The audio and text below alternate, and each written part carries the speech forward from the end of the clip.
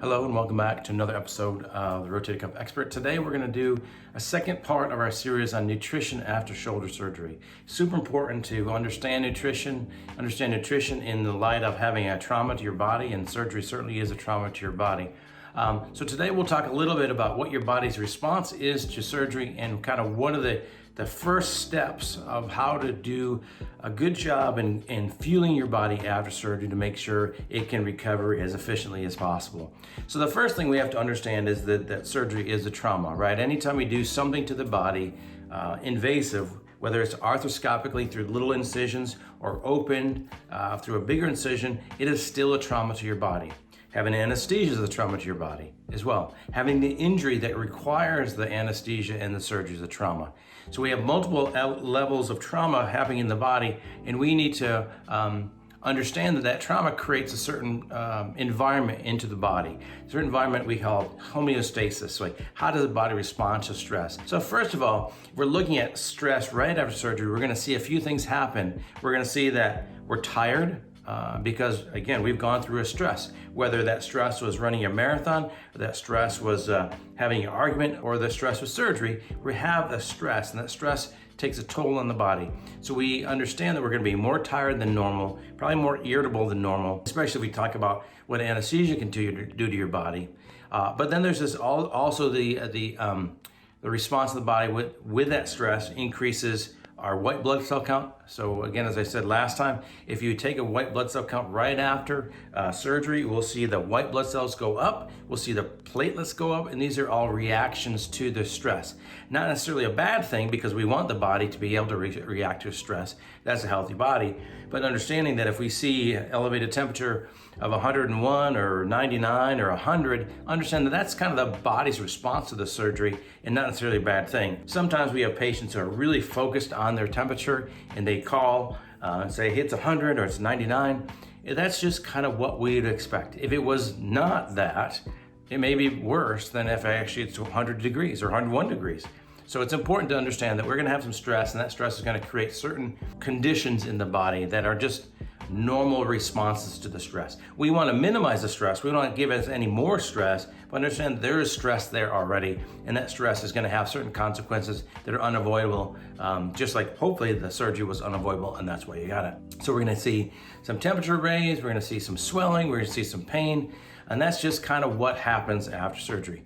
And surgery is going to be a high metabolic nutritional state. That means the body's going to need more than what would be typical of you just laying around the couch for the first few days after surgery. The body's going to need more than if you're just laying around the couch without surgery, because it is trying to repair itself. It's repairing the collagen. So if we look at how tendons attach to bone, we repair the collagens that heal down to the bone. Despite our best efforts in putting it back where it's supposed to be, the body has to repair it, the body has to heal it down, or ultimately it will fail. So that's one big nutrient driver that you need that nutrients to drive that healing. And also angiogenesis. So that's a big word. Angiogenesis means the blood vessels, creating new blood vessels, right? So if we have this repaired or down, we need blood vessels to go into the tendon, into the bone, and attach the bone and the tendon. And that's what a rotator cuff repair does. Again, we do the gross mechanical stuff of putting it where it's supposed to be, but we don't repair. Truly, we reattach temporarily in preparation for the body to heal that back. So I guess we do repair, but we don't heal. That's important to know. So that's really metabolically active state of the body that we need to make sure we get a balanced diet of fruits and vegetables and proteins and carbohydrates and fats, good fats and micronutrients like we would get in vitamins. We want to make sure we get all those things. And we'll talk a little bit more about that in the next episode. It gets a little bit tough because it's numbers and percentages, and something is a little bit dry. I'll try to make it a little bit more exciting, but it's important to know that we need a good balanced diet. We don't need to try to lose weight while we're recovering from surgery. We don't want to overeat on bad things, and we'll talk about that in a second, but we want to make sure we have a healthy diet to give that body all the nutrients it needs to heal that tendon. So things we want to avoid. We want to avoid it's kind of obvious. We want to avoid alcohol. Alcohol is in general is going to be a dehydrator, right? It's going to be a diuretic, we call it. So it's going to get rid of, and we want to replenish. We want to hydrate the body. We want to make sure we have enough fluid for the body to work properly. We also know we're probably going to take narcotics, and narcotics have a similar pathway to the body getting rid of that narcotic pain medicine.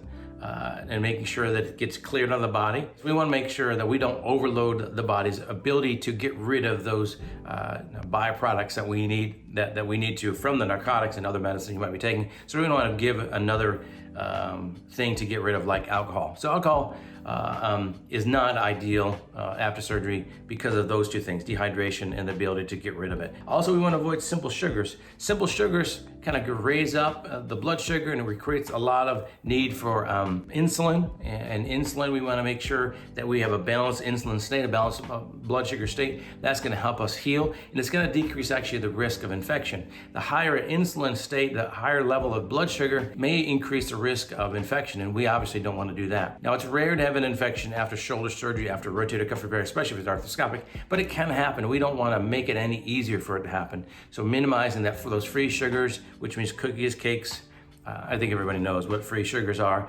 to minimize that risk. And the same thing with actually fruit juices. A lot of fruit juices have a lot of free sugar. We want to minimize those. Any drinks like Coke and Sprite or whatever, those high sugary drinks are going to give you a lot of sugar, and it's probably not ideal for a recovering body. And lastly, we talk about nicotine. Nicotine in any forms, as well as other illicit drugs or legal or semi-legal drugs like marijuana and CBD. Marijuana and THC, we want to minimize that risk because, again, we do have to process that stuff and get it out of the body. And we don't want to have the body working any harder to process the nicotine or the THC. So it's just obviously we're trying to minimize those, especially since we probably are going to take narcotics, and those two combination may not be a good combination, may not be a safe combination. Nicotine's unique in that it actually is a blood vessel constrictor.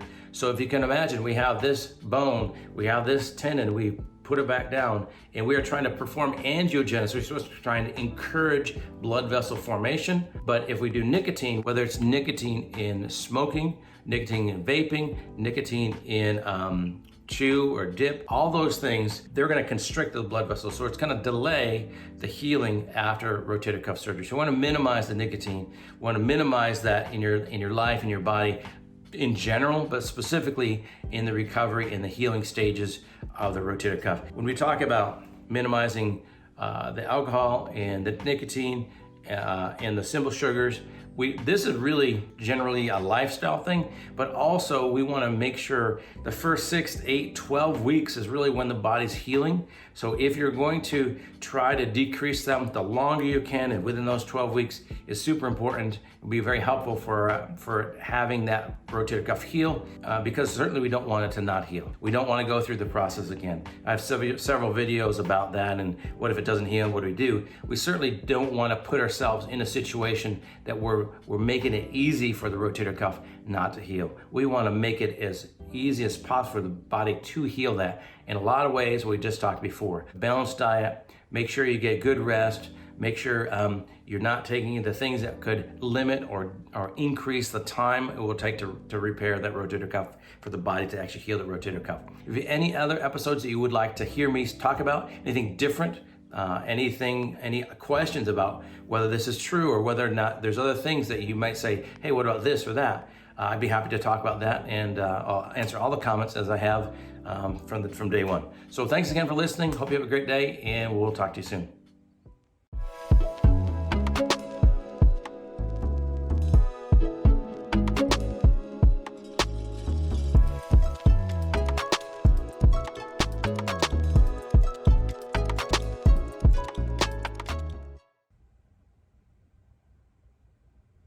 Yes, we want to, sorry, Eli.